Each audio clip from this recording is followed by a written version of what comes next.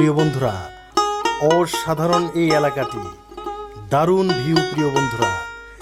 হ্যাঁ বন্ধুরা, বলছিলাম সিরাজগঞ্জ জেলার তারাস উপজেলার কুন্দইল চলনবিল এলাকার কথা। বন্ধুরা, ভিডিও জুড়ে আমার সাথেই থাকুন।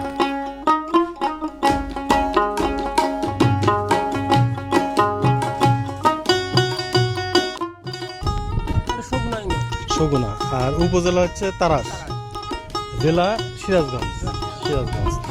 আর এলাকা এটা হুতুমঞ্চের গ্রাম এটা। ও আর এটা হলো আজিজ ডাক্তার গ্রাম।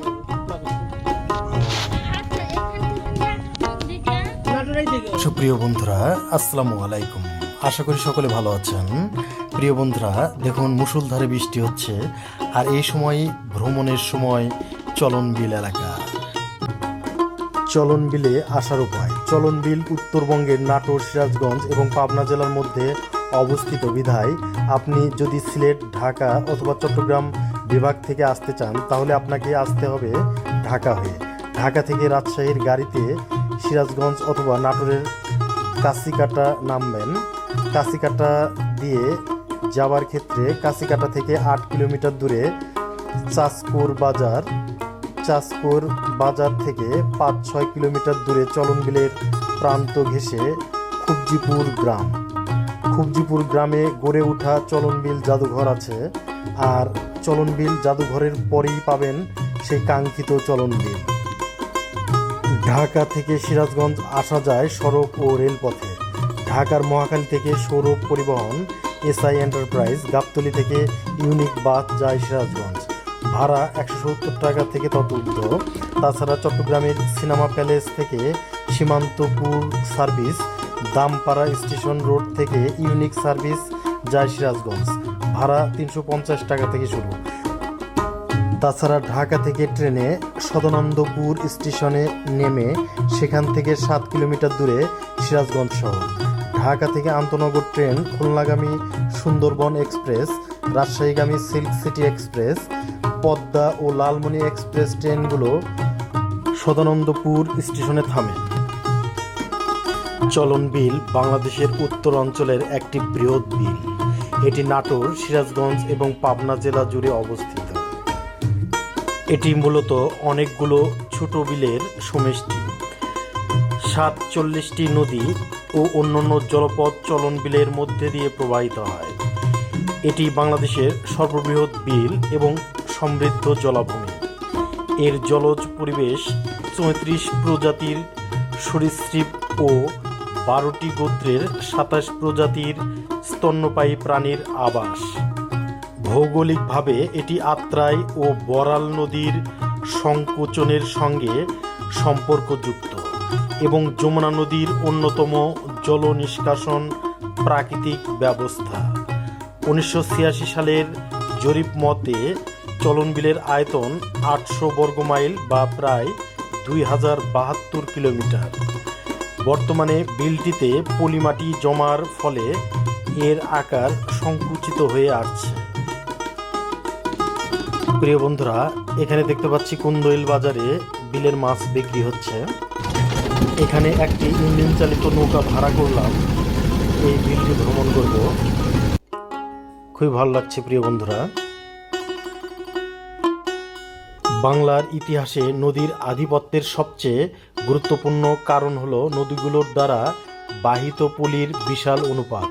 এটি পলি যা জমি তৈরি করেছে এবং এটিকে শতাব্দীর পর শতাব্দী ধরে বাসযোগ্য করে তুলেছে।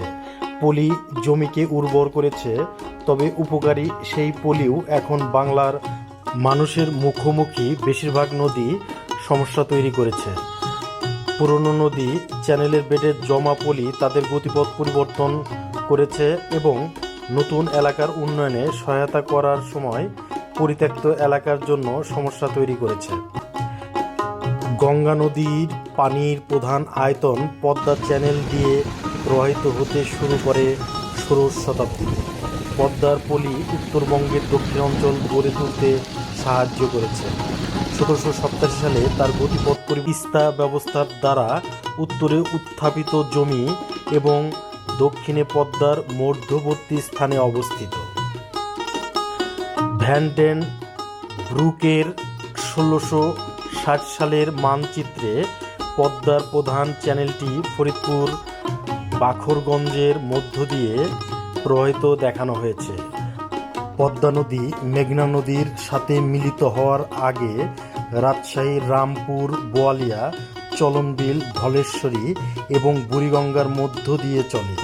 তখন যমুনা কার্যত অস্তিত্বহীন ছিল এবং ব্রহ্মপুত্র তার পুরাতন চ্যানেল দিয়ে প্রবাহিত হতো। আসলে চলনবিল অনেকগুলো ছোট ছোট বিলের সমষ্টি। চলনবিল গঠনকারী ছোট ছোট বিলগুলি হল যথাক্রমে পূর্ব মধ্যনগর, পিপরুল, ডাঙ্গাপাড়া, লালোর, তাজপুর, নিয়ালা, চলন, মাছগাঁও, ডিয়াসর, চনমোহন, সাতইল, খড়দহ, দাড়িকুশি, কাজীপাড়া, গজনা, বড়বিল, সোনাপাতিলা, ঘুঘুদহ, কুরলিয়া, চিরল, দীক্ষিবিল এবং গুরকা হালতিবিল উল্লেখযোগ্য। বড় আকারের বেশিরভাগ বিলই পাবনা জেলায় অবস্থিত, যেমন গজনা বিল, বড়বিল, সোনাপাতিলা, ঘুঘুদহ, চিরল বিল এবং ঘুরকা বিল। গজনা বিল ধুলাই এর দক্ষিণে 123 বর্গ কিলোমিটার এলাকা জুড়ে অবস্থিত। বড় বিলের আয়তন 31 বর্গ কিলোমিটার। প্রায় 35 বর্গ কিলোমিটার আয়তনের সোনাপাতিলা বিল পাবনা জেলার উত্তরাংশ জুড়ে অবস্থিত। চাটমোহর উপজেলার কুরলিয়া ও দীক্ষিবিল দুটি যথাক্রমে 18 ও 15 বর্গ কিলোমিটার এলাকা জুড়ে অবস্থিত। চিরল ও ঘোরকাবিল উভয়েরই আয়তন 8 বর্গ কিলোমিটার এবং ঘুঘুদহ 4 বর্গ কিলোমিটার। চলনবিল বাংলাদেশের সবচেয়ে বড় বিল এবং সমৃদ্ধতম জলাভূমির একটি। দেশের বৃহৎ এই বিলটি বিভিন্ন খাল ও জলখাত দ্বারা পরস্পর সংযুক্ত অনেকগুলো ছোট ছোট বিলের সমষ্টি। বর্ষাকালে এগুলো সব একসঙ্গে একাকার হয়ে যায়। 368 বর্গ কিলোমিটার এলাকার একটি জলরাশিতে পরিণত হয়। বিলটি 3টি জেলা অর্থাৎ নাটোর, পাবনা ও সিরাজগঞ্জ এর অংশ বিশেষ জুড়ে অবস্থান করছে। চলনবিল সিরাজগঞ্জ জেলার রায়গঞ্জ ও পাবনা জেলার চাটমোহর উপজেলা দুটি অধিকাংশ স্থান জুড়ে বিস্তৃত। এছাড়া সিরাজগঞ্জ জেলার তারাস থানার 3/4 এই বিলের মধ্যে অবস্থিত।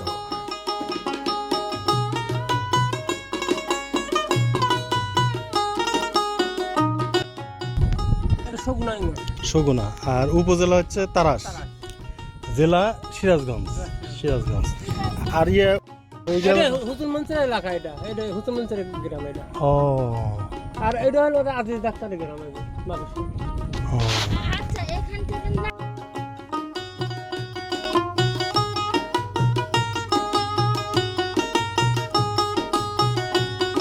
ভাদাই নদীর পূর্ব পারে অবস্থিত তারাস উপজেলা ও পাবনা জেলার বরাবর উত্তর দক্ষিণমুখী একটি রেখা টানলে তা হবে বিলটির মোটামুটি পূর্ব সীমানা।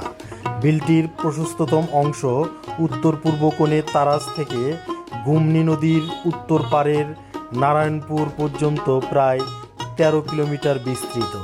সিংড়া থেকে গুমনি পারের কুচিকাটা পর্যন্ত অংশে এটির দৈর্ঘ্য সবচেয়ে বেশি, 24 কিলোমিটার। চলনবিলের মধ্য দিয়ে বেশ কয়েকটি নদী প্রবাহিত হয়। এর মধ্যে উল্লেখযোগ্য হল করতোয়া, আত্রাই, গুড়, বড়াল, মরা বড়াল, তুলসী, ভাদাই, চিকনাই, বারোনজা, তেলকুপি ইত্যাদি। চলনবিলে পাওয়া যায় বিভিন্ন প্রজাতির মাছ। তার মধ্যে উল্লেখযোগ্য হল চিতল, কই, মাগুর, শিং, টাকি, বোয়াল, শোল, ফলই, মৃগেল, চিংড়ি, ট্যাংরা, মৌসি, কালবাউস, গজার, বৌমাছ, সরপুটি, তিতপুটি, পুটি, গুজা, গাগর, বাঘার কাটা প্রভৃতি মাছ উল্লেখযোগ্য। চলনবিল দেখার পরে দেখে নিতে পারেন চলনবিল জাদুঘরটি। গুরুদাসপুর উপজেলার খুবজিপুর গ্রামে এই জাদুঘর। স্থানীয় শিক্ষক আব্দুল হামিদ ব্যক্তিগত প্রচেষ্টায় নিজ বাড়িতে 1978 সালে গড়ে তুলেছেন ব্যতিক্রমধর্মী এই সংগ্রহশালা। চলন বিলে প্রাপ্ত নানান নিদর্শন, মাছ ধরার বিভিন্ন সরঞ্জাম ছাড়াও এখানে আছে অনেক দুর্লভ সংগ্রহ। নাটোর থেকে বাসে গুরুদাসপুর উপজেলায় এসে সেখান থেকে নদী পার হয়ে রিকশায় আসা যাবে খুবজিপুর গ্রামের এই জাদু।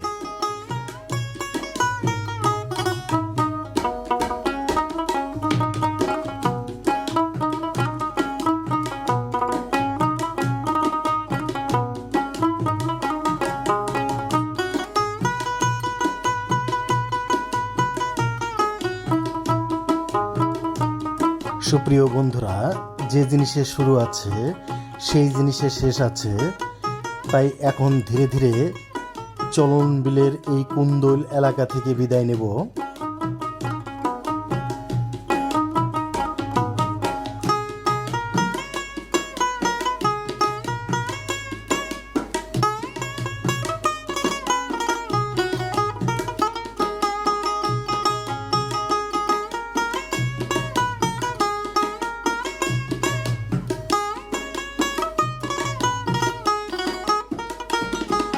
প্রিয় বন্ধুরা, এই ঘাট থেকে আমরা উঠেছিলাম, আবার কুন্দইলের এই ঘাটে আসলাম। এখানে এখন নামবো। খুব সুন্দর এই ঘাটটি।